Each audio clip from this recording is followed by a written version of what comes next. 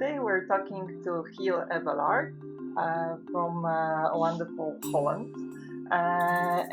Chiel is pharmacist turned into doctor. He's just finalizing his studies in doctor and also Ph.D. in dermatology.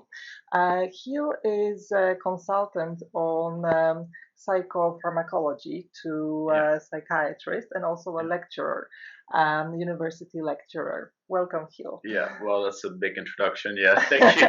Well, you're a big man. Yeah.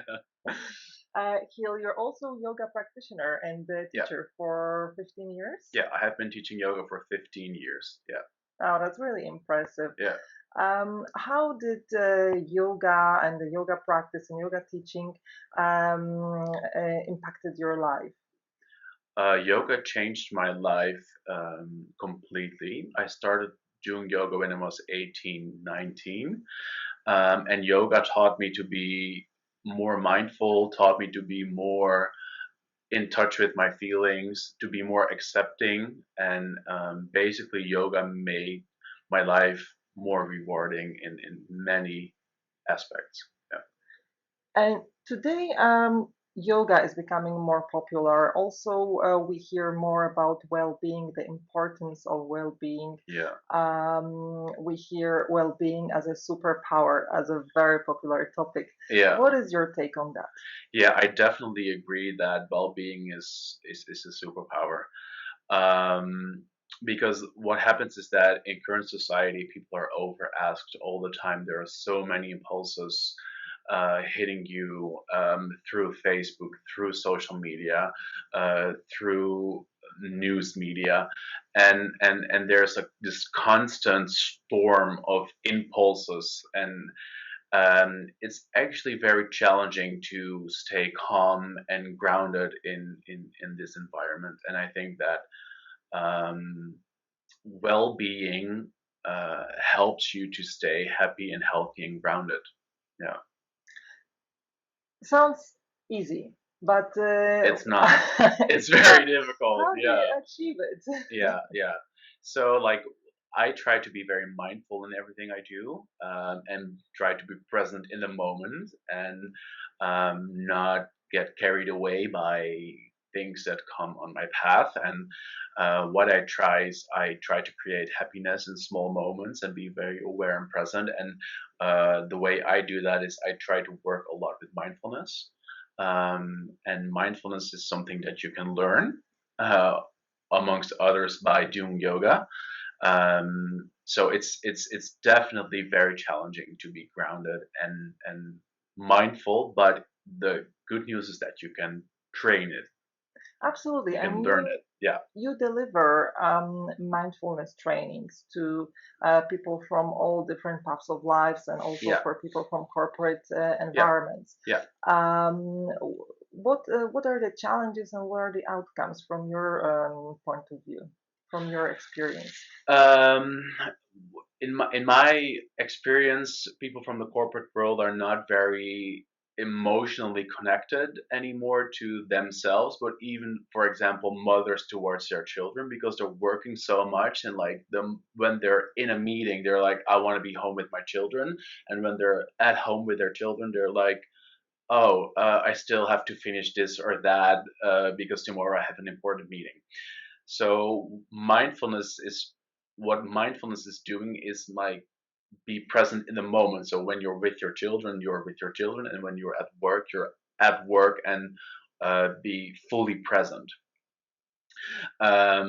So what I found in my trainings when I trained mindfulness with corporate employees, and executives, is that you can, by doing mindfulness, you can be in touch with yourself again.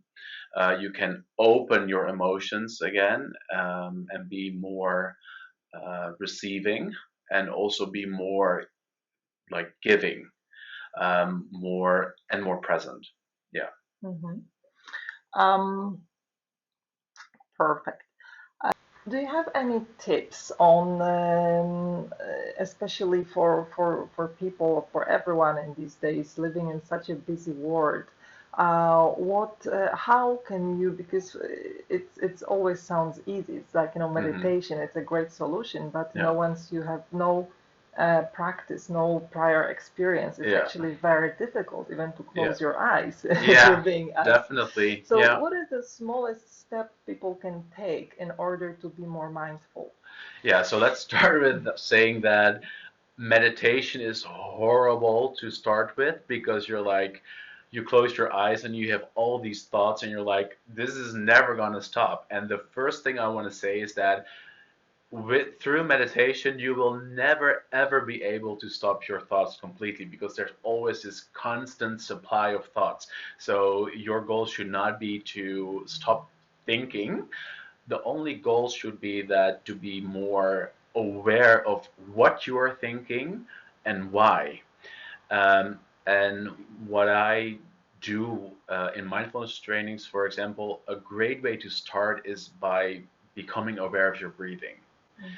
So I would explain to people, if you just close your eyes, you inhale through your nose deeply, you slowly exhale, and you focus on actually feeling the air touching your nostrils.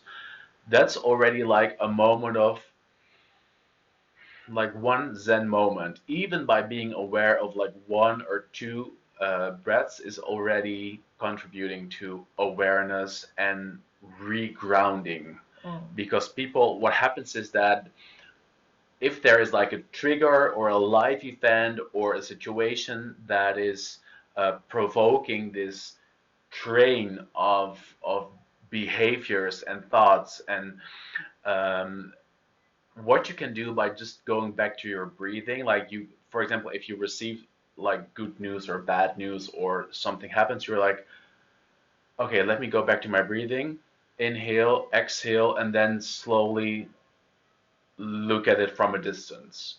So the easiest way to start would be just to focus on your breathing Mm. and trying to make your breathing calmer. That's a great tip, and it's very accessible, and you It's can very do it accessible. Yeah, everywhere, anytime, even yeah, if you're in the yeah, office or in the middle of meeting. yeah. It's there for I've you. had people like calling me and like, Gio, I think I have a panic attack. And I'm like, go to the restroom, sit down on the toilet, close your eyes, inhale slowly through your nose, exhale slowly through your nose in 5 seconds, and repeat that 10 times and see how you feel afterwards. Yeah. Mhm. Yeah, it's simple, simple as It's that. it's actually it's honestly it's as simple as that. And then the good thing is that you won't even be missed because you are just on the bathroom break. Absolutely, Yeah. yes. You also do retreats with yoga, with mindfulness. Yeah. What is the impact of retreats, and why are they so important? I think retreats are insanely important to for your mental health, because what you do with retreats is like a very you get in touch with yourself again, because you just you remove yourself for a couple of days from your usual environment, and you start doing yoga, you start doing mindfulness and meditation, and it will, what happens is that after a couple of days you get in a very open state of mind, and you get more reflective, and you are more, and you notice that you're calmer and more grounded. It's They can have huge impact. Absolutely, and there are different reasons why people want to take it. Sometimes they're just burnt out; Yeah, they cannot cope with their yeah, work, with their life yeah, anymore. Or sometimes they're looking for different direction in their life or yeah. career. What is your experience with that? Do you have any outcomes you would like to share? Well, the first thing that I want to share is that, by, for example, what I saw in retreats is that uh, making people aware that it's okay to have emotions. It's okay to feel sad. It's okay to feel um, like depressed. It's okay to have anxiety. It's okay to be insecure. Um, those are emotions and they're fine. But people are tend to be like, they tend to feel that, oh my god, I have to be on point all the time, I have to be happy all the time, I have to smile all the time, I have to deliver all the time. And that is the thing is that I find that it's very important to be okay with your emotions, and it's okay, and just take some time to feel the way you feel, Mm. and take it from there. And what happens with corporate people sometimes is that sometimes they discover that they love what they're doing, but they just need to like make a switch in the way they think. And sometimes they discover I'm I've never um, chosen this because I wanted to, but I've gotten into this career because of other people telling me, "Oh, you're great at doing this. You should do that. You should do this."